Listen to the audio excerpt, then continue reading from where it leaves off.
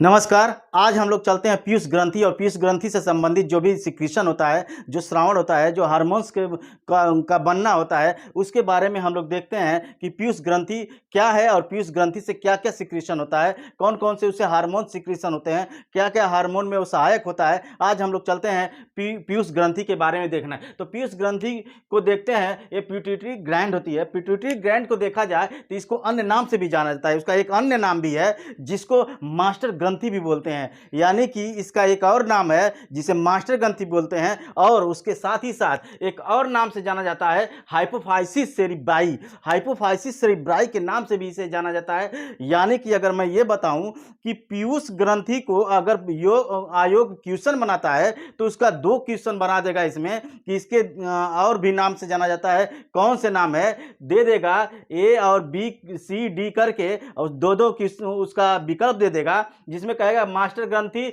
और hypophysis cerebri. ये एक रहेगा, यही आपका सही रहेगा, इसे जरूर याद कर लीजिएगा। आगे चलते हैं और देखते हैं कि नियंत्रणकर्ता, इसके नियंत्रणकर्ता के संदर्भ में देखा जाए तो इसका नियंत्रणकर्ता जो है हाइपोथैलेमस होता है। हाइपोथैलेमस जो है इसका नियंत्रण करता है, यानी कि पीयूष ग्रंथि का नियंत्रणकर्ता जो है हाइपोथैलेमस होता है। इसे जो है पीयूष ग्रंथि का मास्टर कहा जाता है। पीयूष ग्रंथि का मास्टर किसे कहा जाता है? आप जान लीजिए, हाइपोथैलेमस को। हाइपोथैलेमस पीयूष ग्रंथि का मास्टर होता है और वहीं पे पीयूष ग्रंथि को क्या कहा जाता है? मास्टर ग्रंथि। यानी कि पीयूष ग्रंथि का मास्टर हाइपोथैलेमस है और पीयूष ग्रंथि को मास्टर ग्रंथि कहते हैं। इसे ध्यान से सुन लीजिएगा, याद कर लीजिएगा। आगे चलते हैं, इसका वजन देखते हैं, इसका वजन कितना होता है। तो इसके वजन को देखा जाए तो 0.5 से लेकर 1.0 ग्राम के होता है, यानी कि 0.5 से लेकर 1 ग्राम तक ये होता है। ये और दूसरा इसका व्यास देखा जाए तो इसका व्यास जो है 1 से लेकर 1.5 सेंटीमीटर होता है। ये है इसका इंपॉर्टेंट, इसको याद कर लीजिएगा। इसका वजन और इसका व्यास, इसका वजन होता है 0.5 से लेकर 1 ग्राम तक और दूसरा इसका जो है व्यास होता है 1 से लेकर 1.5 सेंटीमीटर तक। ये हो गया आपका इसके वजन और व्यास को। इसकी अवस्थिति को देखा जाए तो इसका ये होता कहाँ पे है, किस जगह पे स्थित होता है? ये होता है कपाल की स्फेनाइड हड्डी में। जो ये कपाल है, ये सर है, इसकी जो स्फेनाइड हड्डी है उस हड्डी में अवस्थित होता है, उस हड्डी में ये जो है स्थित है। तो ये है इसका पीयूष ग्रंथि से संबंधित जो इंपॉर्टेंट पॉइंट थे। पीयूष ग्रंथि से से अलग अब कोई, इससे अलग कहीं से भी कोई क्वेश्चन नहीं बन सकता है। उसका व्यास, उसका वजन, उसकी स्थिति और उसको किन नामों से जाना जाता है, ये पीयूष ग्रंथि के बारे में यानी पिट्यूटरी ग्लैंड के बारे में आपको जो है ये इतना ही क्वेश्चन बनेगा, इससे इतना ही पॉइंट रहेगा। आगे चलते हैं, पीयूष ग्रंथि को देखा जाए कि इससे क्या क्या सिक्रीशन होता है, कौन कौन से हार्मोन सिक्रीशन होते हैं। तो इसके पीयूष ग्रंथि के से स्रावित जो हार्मोन है उस पे आकर हम लोग इसकी चर्चा करते हैं। सबसे पहले टीएसएच हार्मोन इससे सिक्रीशन होता है और इस हार्मोन्स को कहते क्या है? Thyroid stimulating hormone. Thyroid stimulating hormone जो होता है ये टीएसएच का फुल फॉर्म है और इसका कार्य क्या है? इसके कार्य को देख लीजिए। इसके कार्य को देखेंगे तो इसका कार्य है थायराइड ग्रंथि को थायरॉक्सिन हार्मोन्स के सिक्रीशन के लिए प्रेरित करना। यानी कि थायराइड ग्रंथि को जो थायरॉक्सिन होती है उस थायरॉक्सिन के हार्मोन्स को सिक्रीशन करवाता है, श्रावण करवाता है, उसको ये प्रेरित करता है। कौन? टीएसएच यानी थायराइड स्टिमुलेटिंग हार्मोन का ये इंपॉर्टेंट कार्य है। आगे चलते हैं, दूसरा देखते हैं कि एसीटीएच हार्मोन है। एसीटीएच हार्मोन्स को देखा जाए तो इसका क्या है? एड्रेनोकार्टियोट्रोपिक हार्मोन।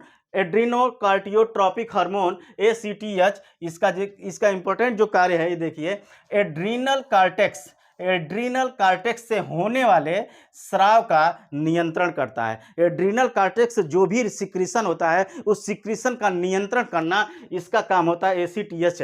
और दूसरा है कार्टिसोल हार्मोन। कार्टिसोल हार्मोन्स का जो है ये स्राव को पूरी तरह से नियमन करता है। उसके जो कार्य करने की जो प्रक्रिया है, जो कार्य प्रणाली है, उस प्रणाली का नियमन करना जो है ये कार्टिसोल हार्मोन के स्राव का नियमन करना इसका कार्य है ACTH यानी एड्रेनोकार्टियोट्रोपिक हार्मोन। ये है दूसरा पॉइंट जो ये इसके दो महत्वपूर्ण कार्य होते हैं। आगे चलते हैं, तीसरा है सोमेट्रोट्रोपिन हार्मोन। सोमेट्रोट्रोपिन हार्मोन को देखा जाए तो इसका अन्य नाम भी है, उसको वृद्धि हार्मोन के नाम से जाना जाता है।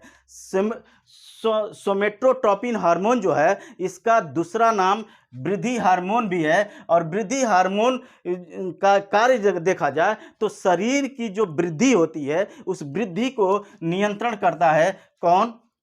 सोमेट्रोट्रोपिन हार्मोन। सोमेट्रोट्रोपिन हार्मोन जो है शरीर की वृद्धि को नियंत्रण करता है। इसकी अधिकता और इसके कमी से रोग होते हैं, दो तरह के रोग होते हैं। इन रोगों को देखा जाए, अधिकता और कमी से क्या क्या रोग होता है। अधिकता की वजह से भीमकाय शरीर होती है, जैसे ग्रेट खली है, वो भीमकाय की जो शरीर है यानी कि भीमकायता लिए होती है। वहीं पे जो इसकी कमी है उसके कमी से बौनापन होता है।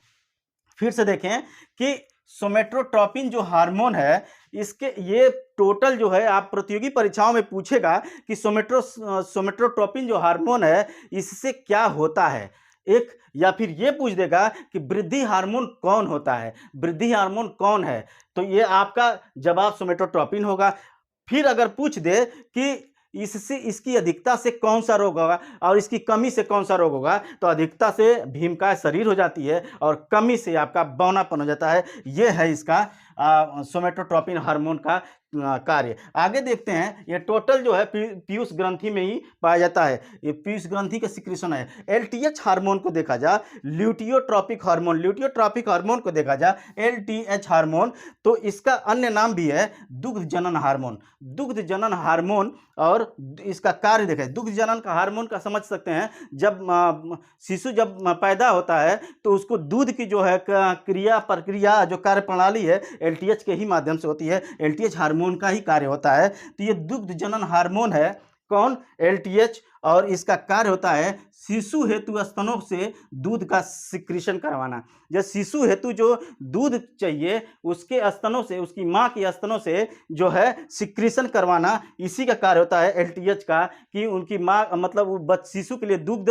का जो प्राप्त करना है वो एलटीएच के माध्यम से होता है, एलटीएच हार्मोन के द्वारा होता है। आगे चलते हैं, पांचवा पॉइंट है कि एडीएच हार्मोन को देखा जाए तो एंटी ड्यूरेटिंग हार्मोन को देखा जाए तो एंटी ड्यूरेटिक हार्मोन को अगर देखें तो इसको और भी दो नामों से जाना जाता है, एक ही नाम से जाना जाता है, आर्जिनिन वासोप्रेसिस। इसको कहते हैं मूत्ररोधी हार्मोन इसको कहते हैं। इसको अच्छी तरह से याद कर लीजिए, एंटी ड्यूरेटिक हार्मोन को मूत्ररोधी हार्मोन भी कहते हैं। मूत्ररोधी हार्मोन आर्जिनिन वैसोप्रेसिन मूत्ररोधी हार्मोन। इसका संश्लेषण कहाँ होता है? इसका संश्लेषण हाइपोथैलेमस में होता है। और इसका संग्रहण कहाँ पे होता है? कहाँ पे है? ये पीयूष ग्रंथि में, क्योंकि पीयूष ग्रंथि से ही इसका पूरा कार्य होता है, यानी पीयूष ग्रंथि में ये होता ही है। अगला जो है इसका कार्य क्या है? शरीर में जो जल की मात्रा है उसको संतुलित करना, यानी शरीर में जल का संतुलन बनाए रखना ही किसका कार्य है? एडीएच का, एंटी ड्यूरेटिक हार्मोन्स का कार्य जो है शरीर में जल की मात्रा को नियंत्रित करना या बनाए रखना, ये है एडीएच के हार्मोन से। छठवां देखते हैं, जीटीएच हार्मोन्स को देखा जाए, गोनेडोट्रोपिक हार्मोन को देखा जाए तो ये एफएसएस यानी कि ये होता है फोलिकल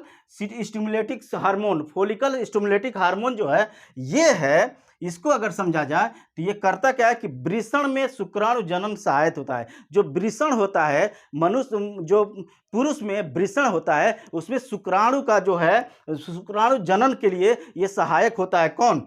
ये होता है एफएसएच।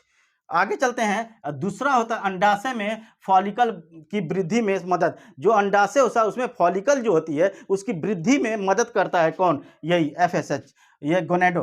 आगे चलते हैं। एक और इसका कार्य होता है, जो स्त्रियों में मासिक धर्म होता है उसको नियंत्रित उसको नियमन करना ही इसका काम होता है। यानी मासिक धर्म को की कार्य प्रणाली को नियमन करना, क्रमबद्ध उसके चलते रहना, ये है इसका यह गोनेडोट्रोपिक हार्मोन यानी FSH का देख लें। आगे है LH। LH को देखा जाए तो ये होती है लैंगिक लक्षणों का विकास करना, यानी कि LH इसमें लैंगिक लक्षणों का भी विकास होता है। ये है आज का पीयूष ग्रंथि से संबंधित। आप इसे जो है आप लोग अच्छे से देख लीजिएगा। बहुत बहुत धन्यवाद।